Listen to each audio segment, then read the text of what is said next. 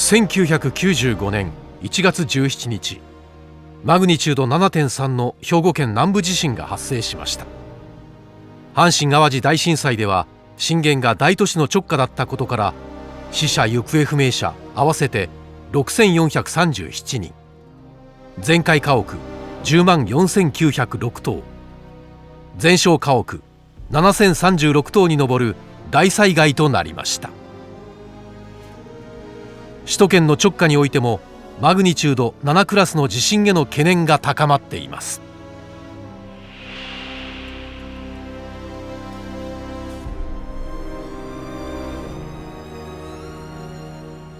日本は世界有数の地震多発国であり、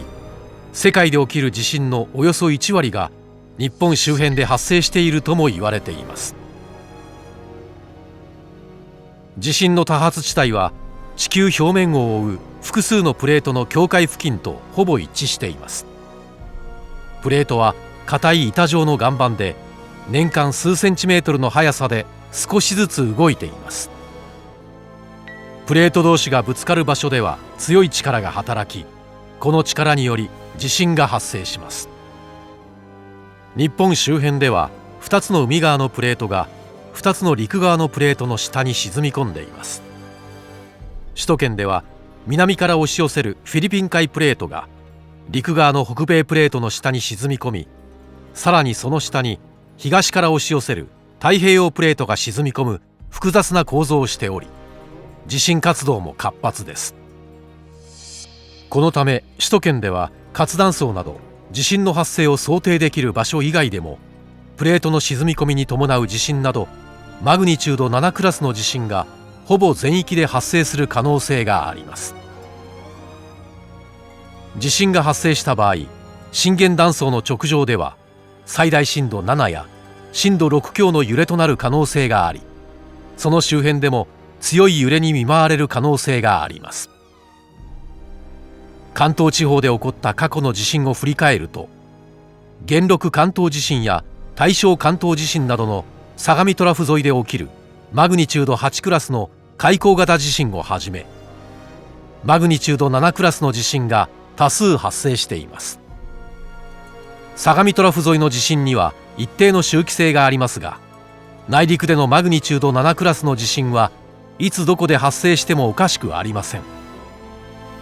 なお、内陸の地震は日本全国どこででも発生します。過去30年間に限ってみても、死者を伴う被害が出た内陸の地震はこれだけ発生しています。生活圏の直下で起きる地震の場合、地上を襲う揺れは凄まじいものになります。阪神・淡路大震災を引き起こした1995年の兵庫県南部地震、2016年の熊本地震、そして2024年の令和6年能登半島地震、いずれも最大震度は7を記録しました。首都圏で起きるマグニチュード7クラスの地震が発生する確率は今後30年以内に 70% 程度とされています。もし首都直下地震が起こった場合、私たちはどのようなことを経験することになるのでしょうか。首都直下地震対策検討ワーキンググループによる報告書をもとにシミュレーションしてまいります。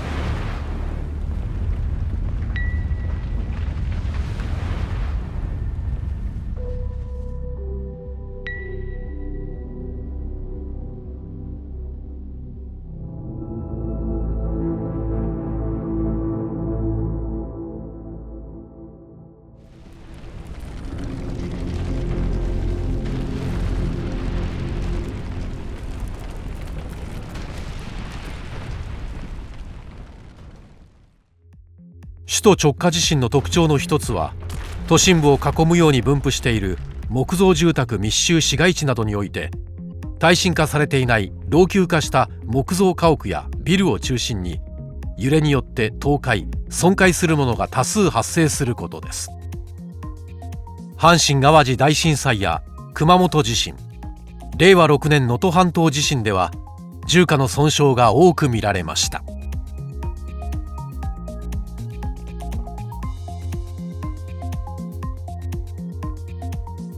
首都直下地震のもう一つの特徴は、都心周辺の木造住宅密集地域で同時多発的に起こる市街地火災です。木造住宅密集地域は道路の幅が狭いため、延焼している地域に消防車両が進入することが困難です。このため初期消火は自分たちで行い、自分たちの家や地域を火災から守ることが大切です。いざという時のために消火器を使う訓練など、近所の消防訓練に日頃から参加することも重要です。都心には東京郊外や他県など遠距離からの通勤者や通学者が集中しているため、地震が日中に発生した場合、大量の帰宅困難者が発生すると予測されます。駅構内などのスペースには限りがあることから、野宿を余儀なくされたり、長距離を歩いて帰宅したりする人も出てきます。また、地震が夜間に発生した場合などは、帰宅困難とは逆に郊外の自宅から事業所に参集できないという出勤困難の問題も発生します。混乱や危険を避けるためには、むやみに移動するのではなく、とどまることが大切です。企業は従業員を一斉に帰宅させるのではなく、待機させられるよう必要な備蓄や一時滞在施設の確保、家族との安否確認手段の確保などの取り組みを進めておく必要があります。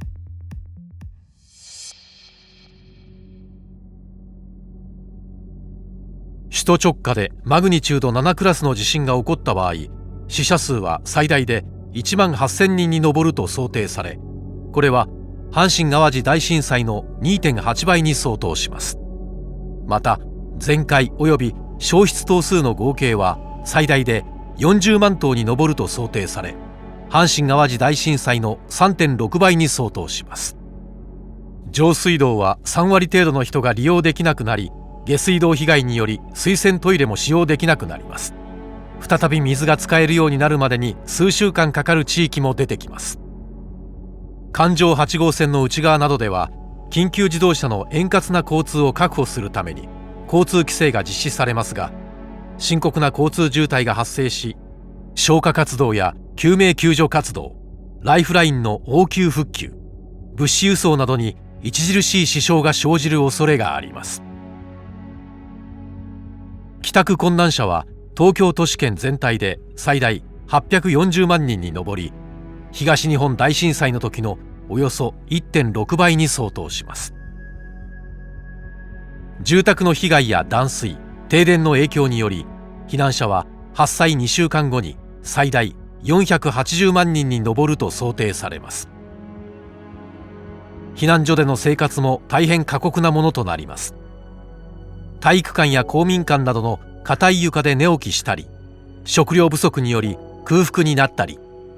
断水により十分な洗髪・洗顔などができず不衛生になったりします。水が流せないことによりトイレも非常に不衛生になります。また避難所ではプライバシーの確保も難しく、心身ともに非常に疲弊することになります。我が国が被る経済的被害は1年間でおよそ83兆円に上ります。このように想定される被害は非常に甚大で深刻なものです。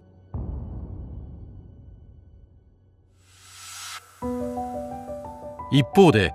私たち一人一人が首都直下地震を自分事として捉え、適切な対策を取れば被害を大きく減らすことも可能です。例えば、揺れによる建物全壊棟数は耐震化率を現状の 90% から 95% に上げることでおよそ6割まで、耐震化率 100% ではおよそ1割まで減らすことができます。なお、仮に建物の全壊半壊を免れたとしても、家具や家電製品などの転倒・落下により怪我をしたり命を落とす例も決して少なくないことから、住宅内の安全確保のために家具などを専用器具や金具を使って固定しておくことが重要です。地震火災については、感震ブレーカーや家庭用消火器の設置、消火訓練の実施など出火防止対策を強化すれば、その被害を劇的に減らすことができます。首都直下地震発生直後は、深刻な交通渋滞などにより外部からの物資の供給が難しく、水や食料が不足することが想定されます。そのため家庭では最低3日分、できれば7日分の飲料水や食料を備蓄しておくようにしましょう。その際、保存期間の長い食料や飲料水を購入したり、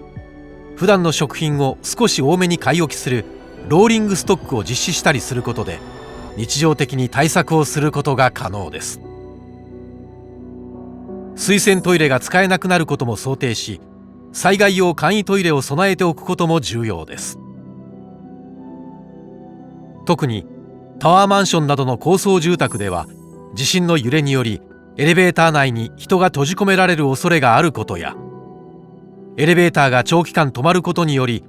荷物の運搬が困難になることを想定した上で、防災対策に取り組むことが必要です。企業や学校などでは、従業員や教職員、児童生徒が一時的に滞在できるように、水や食料、災害用トイレなどの必要資材を備蓄しておくようにしましょう。マグニチュード7クラスの首都直下地震だけでなく、今後さらに大規模な関東大震災クラスの地震が起こることも考えられます。大地震はいつどこで発生してもおかしくありません。このため手遅れになってしまう前に、